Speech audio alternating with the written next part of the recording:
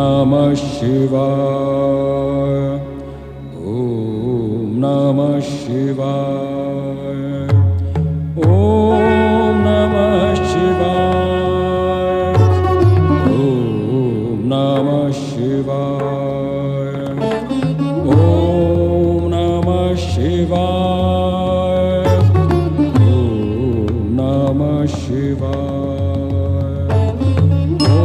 ओम नमः शिवाय। ओम नमः शिवाय। ओम नमः शिवाय। ओम नमः शिवाय। ओम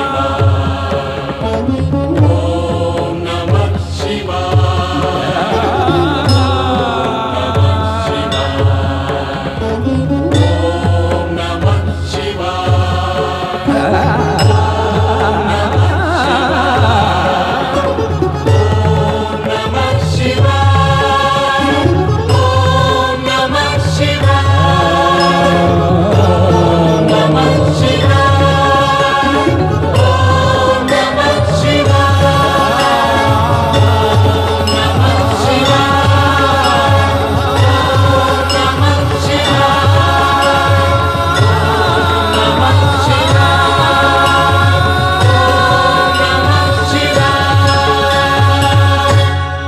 ओम नमः शिवाय।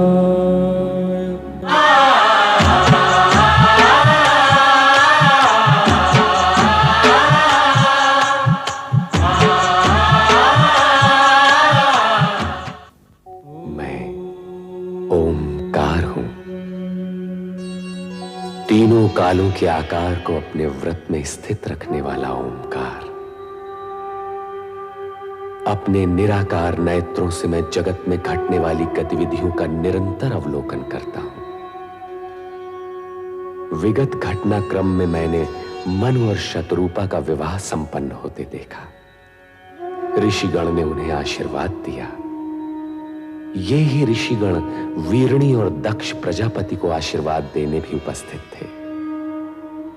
सृष्टि की रचना का क्रम गतिमान हुआ तो सृष्टि के रचनाकार सदाशिव लोक कल्याण निमित्त सगुण साकार रूप में अपने गण नंदी, श्रृंगी, भृंगी सहित अवतरित हुए। ब्रह्मा, विष्णु, महेश, नारद तथा देवगण ने आह्लादित होकर उनका जयनाद किया, उनकी महिमा का गान किया। देवगण सदाशिव के अवतरण से प्रसन्न अवश्य थे, किंतु शक्ति के अवतार के प्रति जिज्ञासु भी थे। ब्रह्मा, विष्णु और नारद की जिज्ञासा का समाधान करते हुए सदाशिव ने स्पष्ट किया कि शक्ति अजन्मा नहीं होगी, उसका जन्म लौकिक होगा, वो सगुण रूप में प्रकट होगी। दक्ष प्रजापति शक्ति अवतार के पिता एवं वीरणी माता होंगी, ये जानकर ब्रह्मा जी आश्चर्यचकित होते हैं। कारण कि महान सिद्धि और सफलता के लिए कठोर तप की आवश्यकता होती है। शक्ति को पुत्री रूप में प्राप्त करने के लिए दक्ष के लिए तप करना अनिवार्य था। भावी रचना को आकार देने के लिए ब्रह्मा जी ने एक ओर रति और कामदेव का विवाह कर देने के लिए अपने मानस पुत्र दक्ष को प्रेरित किया, तो दूसरी ओर शक्ति को पुत्री रूप में प्राप्त करने के निमित्त उन्हें तप की ओर प्रवृत्त होने का आदेश भी दिया। पिता का आदेश मानकर प्रजापति दक्ष अपनी पत्नी वीरणी सहित शक्ति की साधना में संलग्न हो गए। तपस्या फलित हुई और शक्ति ने प्रकट होकर उनके यहां पुत्री रूप में जन्म लेने का आश्वासन दिया। साथ ही सावधान भी कर दिया कि उनके जन्म के पश्चात उन्हें शक्ति रूप में नहीं, पुत्री रूप में स्वीकार कर उसी के अनुसार आचरण करें। अपने वचन और वरदान के अनुसार शक्ति ने सती के रूप में वीरणी के गर्भ से जन्म लिया। इस तेजस्वी कन्या के जन्म से संपूर्ण राजभवन में हर्ष और प्रसन्नता का सागर उमड़ पड़ा। त्रिकालदर्शी और तीनों लोकों में निरंतर भ्रमण करने वाले नारद नारायण का नाद करते हुए शक्ति स्वरूपा कन्या के दर्शन का लाभ लेने दक्ष के भवन में आ पहुंचे। नारद ने कन्या का नामकरण किया और उसे सती नाम से पुकारा। वीरणी ने वात्सल्य भाव से गदगद होकर अपनी नवजात कन्या को देखा। महारानी जी, हमारी सती कितनी तेजस्विनी दिखती है। मन करता है इसे देखते ही रहें। इसके सुंदर मुख से आंखें हटती ही नहीं।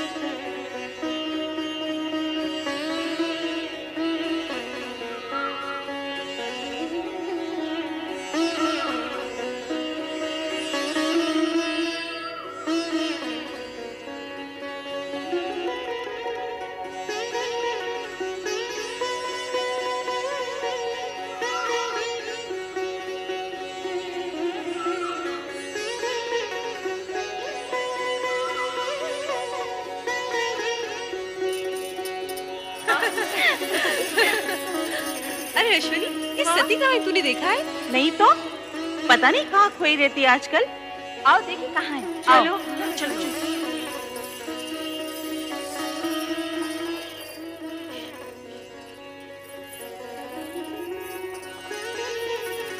कौन? यही तो हम सब पूछना चाहती हैं सती, कि कौन है वो जिसके ध्यान में तुम हर समय मग्न रहती हो? मैं स्वयं नहीं जानती रोहिणी। पता नहीं कौन है वो जिसके रूपाकार को देखने की उत्सुकता में मेरा मन सदा खोया रहता है। ये तो बहुत गंभीर समस्या है रोहिणी।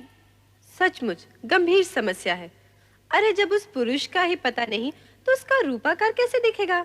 हाँ हाँ, अब तो पिताश्री दक्ष प्रजापति से निवेदन करना ही होगा कि हमारी सती का स्वयंवर रचा दें। सभी प्रकार के उत्तम पुरुष सती के सामने आकर खड़े हो जाएंगे। अच्छा सती, तेरी नाक को हाँ करने के लिए हम सब पिताश्री से प्रार्थना करेंगे कि तेरा विवाह पिताश्री उसी छवि से करा दें जो तेरे हृदय में बसी है। नहीं।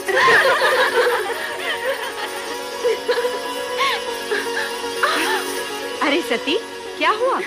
कहाँ भागे जा रही है? कहीं नहीं माते। अरे कहीं नहीं। सती इतनी बड़ी हो गई फिर भी बचपना नहीं गया।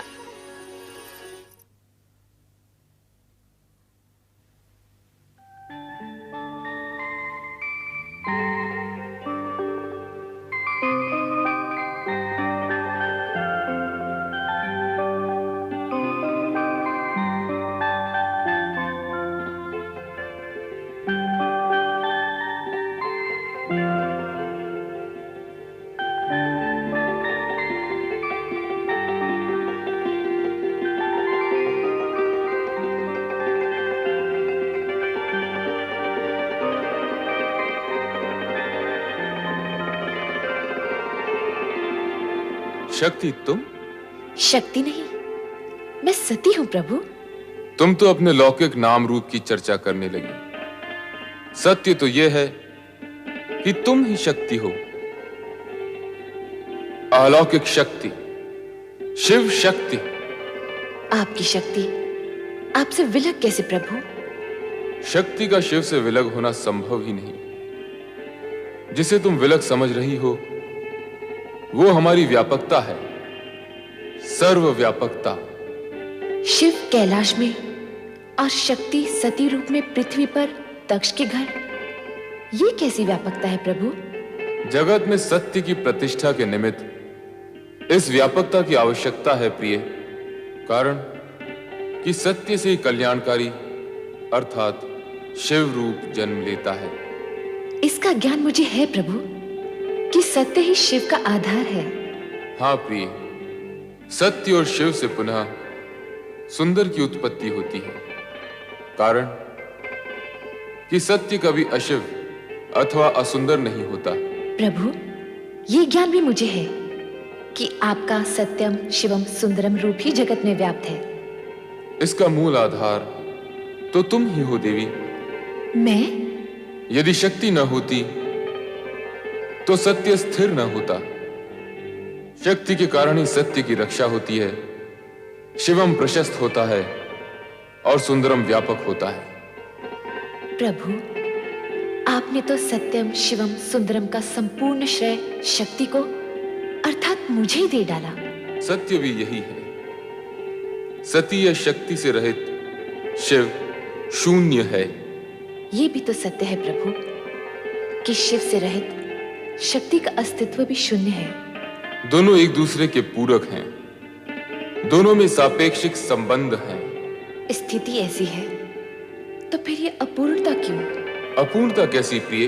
आप लौकिक रूप में कैलाश पर और मैं लौकिक व मानव देह में दक्ष प्रजापति के घर। मानव देह के कारण मानवीय गुण व कामनाएं भी हमारे साथ हैं देवी। किंतु तुम्हें इस सत्य का ज्ञान तो होगा ही कि हमारा यह लौकिक व अलौकिक रूप तथा जगत की संपूर्ण रचनाएं सत्यम शिवम सुंदरम की रक्षा व निर्वाह हेतु ही हैं। प्रिय, शीघ्र ही लौकिक रूप में हमारा मिलन होगा। सत्यम शिवम सुंदरम की रक्षा हेतु?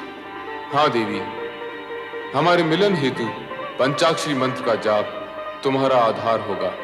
पंचाक्षरी मंत्र अर्थात ओम नमः शिवाय।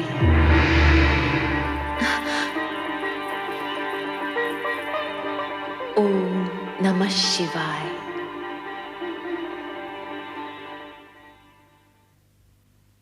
बेटी सती, सती उठो, प्रभात हो गया।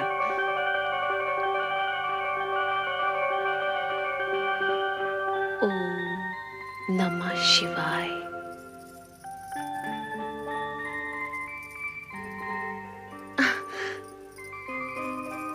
ओम नमः शिवाय, ये क्या है? ये वो पंचाक्षरी मंत्र है माते जो मेरा कल्याण करेगा। इस मंत्र की अनुभूति मुझे स्वप्न में हुई थी जब मैं उनके समक्ष खड़ी थी। तुम किसकी बात कर रही हो पुत्री? भगवान शिव शंकर की। वे ही मेरे स्वप्न में आए थे। क्या शिवजी तुम्हारे स्वप्न में आए थे? हाँ माते, उन्होंने मेरे मन की सारी व्यग्रता शांत कर दी। उनसे मिलकर मुझे ये ज्ञान हुआ कि मैं पार्थिव शिवलिंग बनाकर शिव आराधना करूं। तत्पश्चात ही उनसे मिलन होगा। सती, सती तुम्हारी बात पर विश्वास। मेरी बात पर विश्वास करो माते, ये सत्य है। पार्थिव शिवलिंग द्वारा शिव आराधना करने से ही मुझे मनोवांछित फल मिलेगा। ओम नमः शिवाय। ओम नमः शिवाय।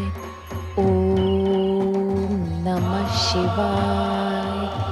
ओम नमः शिवाय। ओम नमः शिवाय। ओम नमः शिवाय।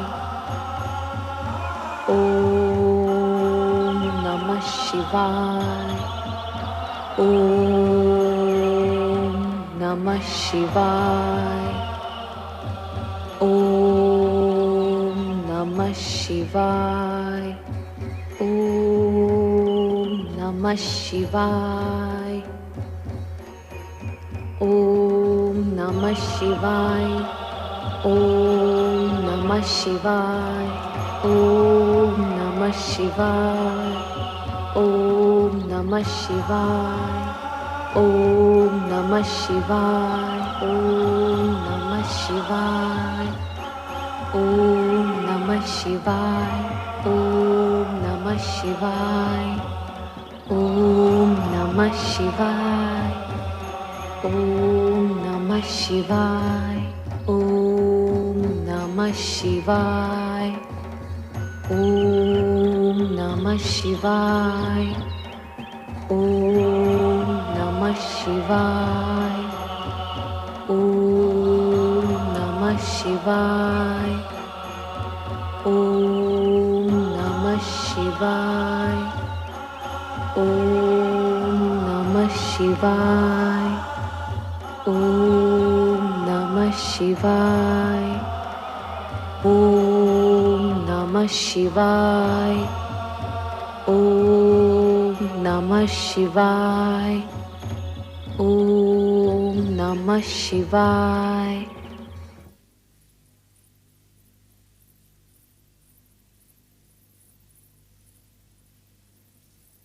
स्वामी, महारानी, राजकुमारी सती कहाँ है? वो शिव आराधना करने नदी तट पर गई है स्वामी। शिव आराधना? किसने कहा उसे शिव आराधना करने के लिए? शिवजी ने। वे सती के स्वप्न में आए थे। उस स्वप्न के बाद सती बदल सी गई है। ये नहीं हो सकता महारानी। दक्ष प्रजापति के होते हुए ये कदापि नहीं होगा। सती हमारी पुत्री है, उसके हिताहित के विषय में सोचना हमारा कर्तव्य है, और सती के प्रति हम अपने कर्तव्य का पालन अवश्य करेंगे। ओम नमः शिवाय, ओम नमः शिवाय, ओम नमः शिवाय, ओम नमः शिवाय, ओम नमः शिवाय। पुत्री सती, पुत्री सती, प्रणाम पिताश्री। ये तुम क्या कर रही हो? पिताश्री, देवेश्वर शिव ने आज्ञा दी है कि मैं इसी प्रकार शिव आराधना करूं। वे मुझे शीघ्र ही मिलेंगे। कदापि नहीं, कदापि नहीं पुत्री। नमः शिवाय। ये ना भूलो कि तुम विशाल साम्राज्य के स्वामी दक्ष प्रजापति की राजकन्या हो। पिताश्री, मेरी यही आकांक्षा है कि देवेश्वर शिव के साथ मेरा मिलन शीघ्र ही हो, और इसी मिलन को संभव बनाने के लिए परमात्मा शिव की आज्ञा अनुसार मैं ये पूजा कर रही हूँ। ओम नमः शिवाय। तनिक सोचो पुत्री, तनिक सोचो। उस विचित्र वेशधारी कैलाश निवासी से तुम्हारा विवाह कैसे संभव होगा? एक प्रजापालक नरेश होते हुए हम स्वयं अपनी पुत्री को एक वैरागी के हाथों कैसे सौंप सकते हैं? जो पूर्व निश्चित है उसे आप विफल कैसे कर सकते हैं? मेरा जन्म ही देवेश्वर शिव की चरणों की सेवा के लिए हुआ है पिताश्री। ये तुम्हारा भ्रम है सती। स्वप्न की बातें कभी सत्य नहीं हुआ करती। तुम जो कुछ भी कर रही हो वो तुम्हारे भ्रम का परिणाम है। छोड़ दो ये सब व्यर्थ की बातें। नहीं पिताश्री, देवेश्वर शिव के प्रति ऐसा असम्मान न दिखाइए, ये उचित नहीं होगा। उचित अनुचित के तर्क में उलझकर तुम अपनी अल्प बुद्धि का परिचय दे रही हो सती। ऐसा प्रतीत होता है कि तुम्हारा ये शिव आराधना का मोह भंग करने के लिए अब हमें ही कोई उपाय करना होगा, और ये उपाय हम शीघ्र ही करेंगे। ओम नमः शिवाय। ओम। पिता दक्ष के क्रोध और चेतावनी का सती पर कुछ भी प्रभाव नहीं हुआ, और वो पुनः शिव स्मरण में निमग्न हो गई। नदी तट पर सती शिव की भक्ति में लीन थी, और इंद्रलोक में देवराज इंद्र, पत्नी शची तथा अन्य देवगणों के साथ नृत्य, संगीत व मनोविनोद में निमग्न थे।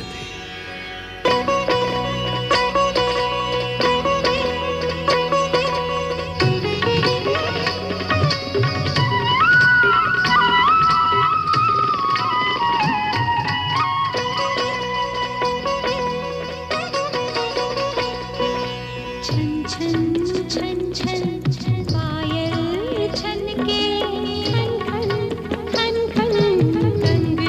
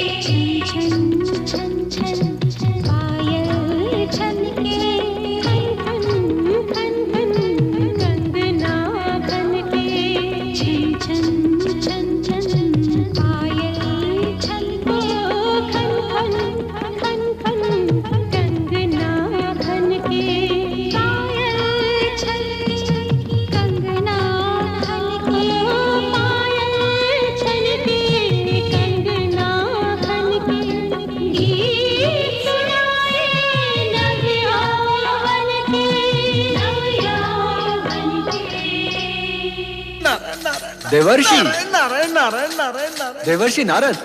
देखो कामदेव, तुम जहां वहीं ठीक हो, मेरा पीछा न करो। देवर्षि आप यहाँ पधारे और तुरंत ही विमुख होकर चल दिए। यह तो देवलोक का अपमान हुआ। नारायण नारायण, परंतु कामदेव देखो, आप तो देव ऋषि हैं, भगवान विष्णु के परम भक्त और उनके प्रिय पात्र। मुझ किंचन से आपको कैसा भय? नारायण नारायण। कामदेव, सुना है तुम्हारे पास जो पुष्प बाण है उनमें वो शक्ति है जिससे बड़े बड़े ऋषि मुनियों की तपस्या भंग हो जाती है और वो मोहविष्ट हो जाते हैं, उनमें कामेच्छा निर्मित हो जाती है। सुना तो मैंने भी। नारायण नारायण।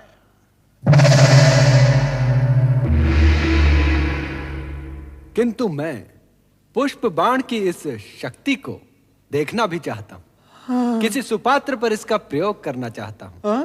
और आप? नारायण नारायण। कामदेव, ऐसा नहीं हो सकता। मैं नारायण भक्त बाल ब्रह्मचारी, प्रयोग के लिए क्या मैं ही शेष रह गया हूँ? ये घृणित विचार तुम छोड़ दो। घृणित विचार? ये आप क्या कह रहे हैं देवऋषि? यदि ये कृत्य घृणित होता तो क्या परमपिता ब्रह्मा मुझे इसकी आज्ञा देते? आप इतने विद्वान हैं, इतने ज्ञानी हैं, फिर भी इतनी सी बात नहीं समझते कि बिना कामेच्छा के जागृत हुए नर नारी एक दूसरे के प्रति आकर्षित कैसे होंगे? और यदि आकर्षित नहीं होंगे तो सृजन कैसे होगा देवर्षि? तुम्हारा तर्क उचित है। तो फिर पहला पुष्प बाण यहां स्वर्गलोक में किसी उचित पात्र पर छोड़ना। हो सकता है प्रयोग ही प्रयोग में कोई स्वर्गिक सृजन ही हो जाए। नारायण नारायण। जहां पहले से ही गीत संगीत और उन्माद की भावना व्याप्त है, वहां ये पुष्प बाण भला क्या प्रभाव डालेंगे? इनकी शक्ति का प्रमाण देखना है तो इनका प्रयोग किसी इंद्रिय जय, जीवन से विरक्त और साधु मना व्यक्ति पर किया जाए। आप तो स्वयं इसी कोटि में आते हैं ना मुनिवर। और देखो कामदेव, इससे पहले कि मैं तुम्हें श्राप दूं, मेरी दृष्टि से दूर हो जाओ। नारायण नारायण। आपने मेरी पूरी बात तो सुनी ही नहीं। मैं तो ये कह रहा था कि आप मुझे किसी ऐसे पात्र का नाम बता दीजिए जो मानव दुर्बलताओं पर विजय पाकर भगवान में लिप्त हो। देवर्षि, हर ऐसे स्थान में तो आपका आना जाना लगा ही रहता है जहां प्रभु का नाम लिया जा रहा हो। कृपा करके कुछ बताइए ना। देवी संध्या। देवी संध्या? ये कौन है देवर्षि? एक ब्रह्मचारिणी जो दिन रात ऋषि मुनियों के सत्संग में रहकर मानवीय दुर्बलताओं पर विजय प्राप्त कर चुकी है। कामदेव, मुझे पूर्ण विश्वास है कि उस पर आपके ये पुष्प बाण व्यर्थ जाएंगे। यही तो देखना है देवर्षि। और हां, सुपात्र की खोज में सहायता देने के लिए धन्यवाद। नारायण नारायण।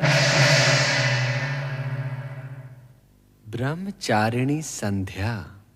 ओम आदित्याय नमः स्वाहा।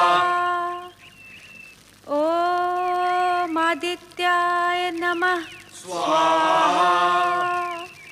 ओम आदित्याय नमः स्वाहा।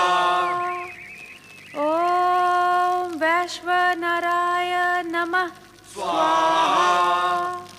ओम वैश्वनराय नमः स्वाहा। ओम वैश्वनराय नमः स्वाहा। ओम आदित्याय नमः स्वाहा। ओम आदित्याय नमः स्वाहा। ओम वैश्वनराय नमः स्वाहा। ओम वैश्वनराय नमः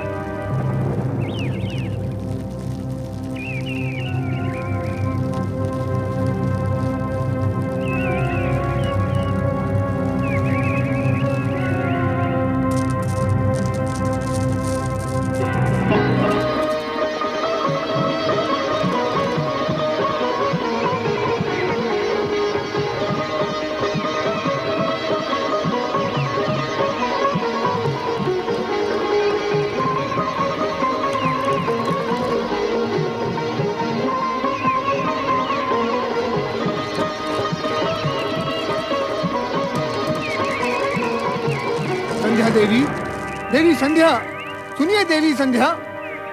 हे ब्रह्मदेव, ये क्या अनर्थ हो रहा है? ओम नमः शिवाय। कामदेव, संध्या,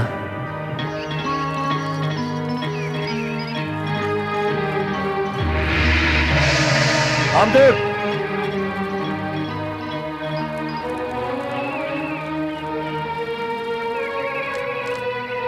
कामदेव, संध्या। हाँ?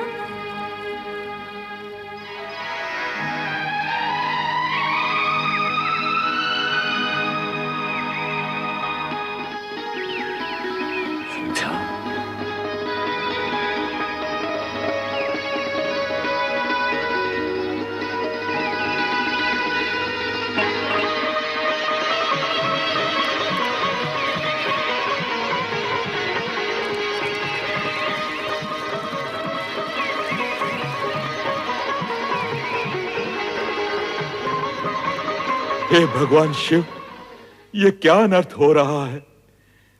यदि अरण्यों में स्थित ये पुण्य स्थल भी भोग स्थल बनने लगे तो आप में रमे हम भक्तों का क्या होगा?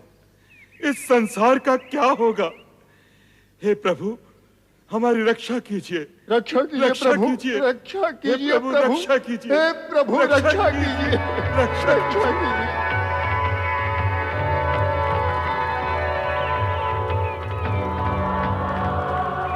ब्रह्मदेव, संध्या,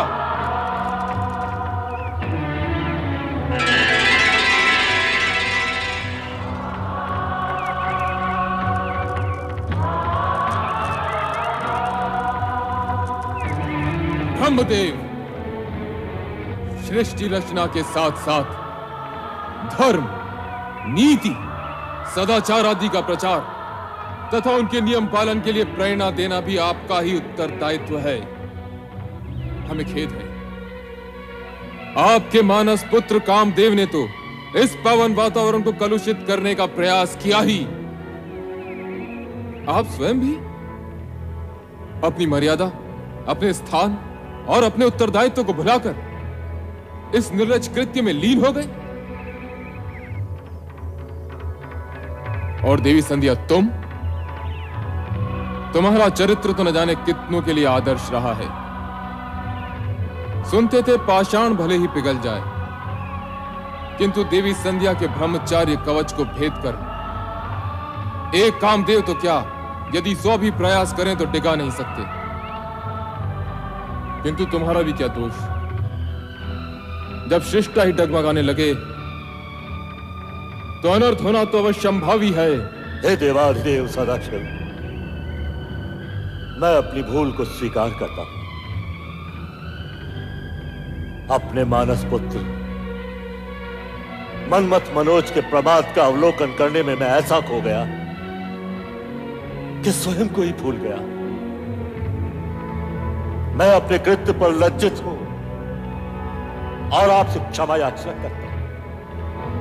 मैं नहीं जानती भगवान कि यह सब कैसे हुआ, किंतु इतना अवश्य जानती हूं कि एक ब्रह्मचारिणी का मन यदि पल भर के लिए भी चंचल हो उठे तो ये पाप है। मुझसे भी पाप हुआ है। मैं बहुत लज्जित हूं भगवान, मुझे क्षमा करें, मुझे क्षमा करें। नहीं, ब्रह्मचारिणी होकर तुमने अग्निहोता के पूज्य पद को कलंकित किया है। तुम्हारा अपराध अक्षम्य है। हाँ, मुझसे पाप हुआ है, मुझसे अपराध हुआ है।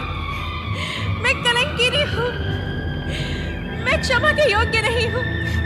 नहीं, नहीं, नहीं। परमपिता, मुझे क्षमा कीजिए पिताश्री। तुम्हारे मुख से पिता सुनते भी मुझे लज्जा आती है। तुम्हें अपने पुष्पवाणों का प्रयोग करने के लिए क्या ऋषि आश्रम और देवी संध्या मिली? बाद में जब मैं कामाधक देवी संध्या की सहायता के लिए पहुंचा तो तुमने मुझे ही अपने पिता को ही दूषित करने का तुच्छ चक्र चलाया। जो हुआ उसका मुझे खेद है पिताश्री, किंतु ये सत्य है। आपको अपने प्रयोग में उलझाने की मेरी कोई इच्छा नहीं थी। कामाविष्ट देवी संध्या के शरीर से निकली मोहिनी गंध ने आपको उनकी तरफ आकर्षित होने के लिए विवश कर दिया। और जो भी हुआ हो, किंतु आज तुम्हारे ही कारण लोक और शिव की दृष्टि में स्वयं लोक सृष्टा ब्रह्मा को लज्जित होना पड़ा, सदाशिव से क्षमा याचना करनी पड़ी। अब तुम्हें अपने किए का दंड मिलकर ही रहेगा। नहीं नहीं पिताश्री, मुझे क्षमा कीजिए, मुझे क्षमा कीजिए पिताश्री। मैं तुम्हें श्राप देता हूं कि वो भगवान शिव जिनके आराधना स्थल को तुमने अपने कुकृत्य से कलंकित किया है, एक दिन तुम्हें भस्म कर देंगे, भस्म कर देंगे, भस्म कर देंगे, भस्म कर देंगे। नहीं पिताश्री, मेरी रक्षा कीजिए पिताश्री, अपनी संतान की रक्षा कीजिए। नहीं पुत्र नहीं, श्राप तो धनुष से निकले हुए उस बाण की तरह है जिसे लौटाया नहीं जा सकता। एक बात और है, इसी श्राप में तुम्हारा और जगत का कल्याण भी निहित है, अतः इसे श्राप के साथ साथ आशीर्वाद भी समझो।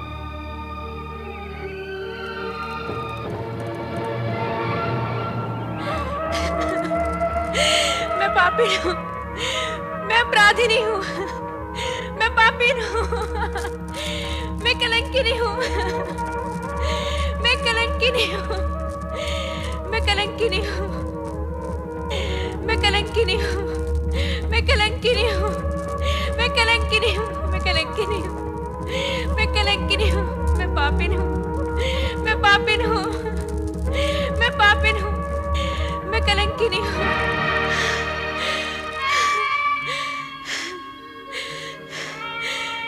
इतने बड़े पाप, इतने बड़े कलंक का बोझ लिए अब मैं ये जीवन कैसे व्यतीत करूंगी? जिस शिव की एक झलक पाने के लिए बरसों से इस जीवन को पुण्य कर्मों में लगाए रखा था, वही शिव आज सामने भी आए तो मात्र ये कहने के लिए कि मेरा पाप अक्षम्य है। अब मेरे जीवन का क्या अर्थ और बिना अर्थ के ये जीवन कैसा?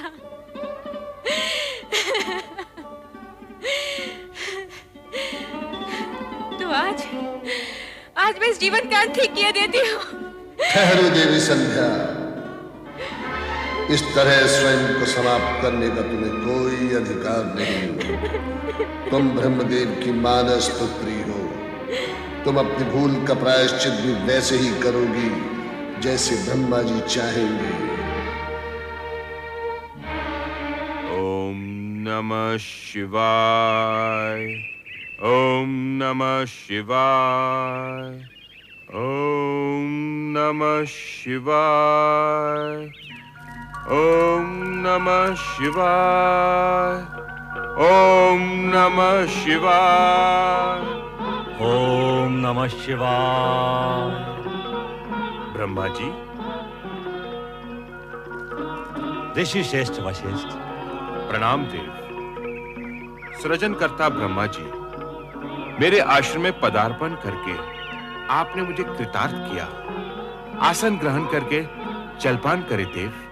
हम तुम्हारे पास चिंता युक्त आए हैं। हमारे ही मानस पुत्र कामदेव से आज एक बहुत बड़ा अपराध हुआ है। उसने महर्षिनी संध्या को अपने पुष्पबाण से कामाविष्टित कर दिया, जिससे आश्रम का वातावरण दूषित होने लगा। तब देवादिदेव श्री शिव शंकर ने एक ऋषि के आह्वान पर देवी संध्या को बहुत प्रताड़ित किया। पाप बोझ से लज्जित संध्या अपने जीवन का अंत करने ही वाली थी, किंतु उसे यह कहकर रोक दिया गया कि देह त्यागने से उसके पापों का प्रायश्चित नहीं होगा।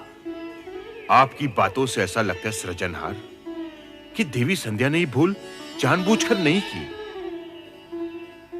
हे ब्रह्मा जी, आपसे प्रार्थना है कि आप देवी का मार्गदर्शन करें और उन्हें प्रायश्चित करने का उपाय बताएं। मात्र एक उपाय है, वो है देवादिदेव श्री शिव शंकर के क्रोध को अपनी तपस्या से शांत करना। तुम्हारे पास हम इस कारण से आए हैं कि तुम देवी संध्या के पास जाओ, शिव महिमा और शिव तपस्या की विधि से उन्हें अवगत कराओ। जो आज्ञा परमदेव।